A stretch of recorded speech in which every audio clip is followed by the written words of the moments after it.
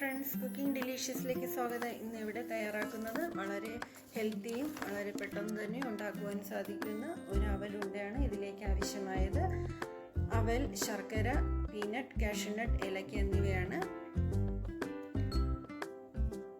ഒരു പാൻ അടുപ്പത്ത് വെച്ച് ചൂടാകുമ്പോൾ ഇതിലേക്ക് അവൽ ഇട്ട് കൊടുക്കുക. ഇതിനോടൊപ്പം തന്നെ ഏലക്ക കൂടി ചേർത്ത് കൊടുത്ത് നന്നായി വറുത്തെടുക്കുക.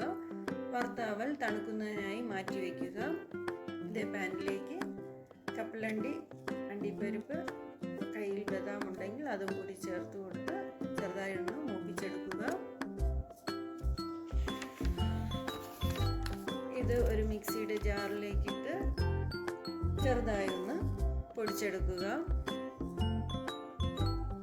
നന്നായി പൊടിഞ്ഞു പോകരുത്. ഇതൊരു പാത്രത്തിലേക്ക് മാറ്റി വെച്ച് ഇതേ ജാറിലേക്ക് തന്നെ നേരത്തെ തണുക്കുവാൻ മാറ്റി വെച്ചിരിക്കുന്ന അവൽ ഇട്ട് കൊടുത്ത് നന്നായി പൊടിച്ചെടുക്കുക.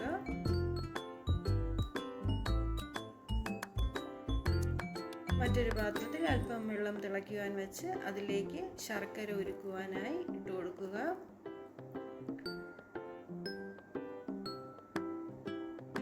ഞാനിവിടെ ഉരുക്കിയ ശർക്കരയാണ്, ഉരുക്കി അരിച്ച് മാറ്റി വെച്ച ശർക്കരയാണ് ഉപയോഗിക്കുന്നത്. ശർക്കര പൊടിയും ചേർത്ത് കൊടുത്ത് ഇത് ഉണ്ടാക്കുവാൻ സാധിക്കും.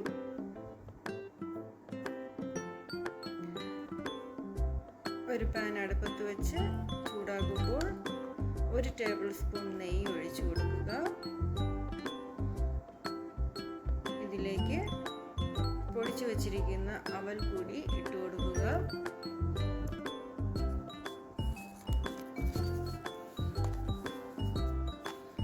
ഉരുക്കി മാറ്റി വെച്ചിരിക്കുന്ന ശർക്കര അല്പാൽപമായി അവൽ പൊടിയിലേക്ക് ഒഴിച്ചു കൊടുക്കുക.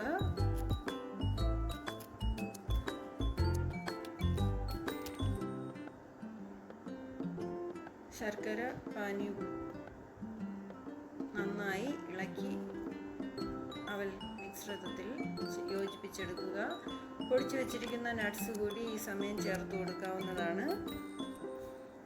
പാകത്തിന് ശർക്കര പാനി ഉപയോഗിച്ച് അവൽക്കൂട്ട് ഉണ്ടാക്കിയെടുക്കുക.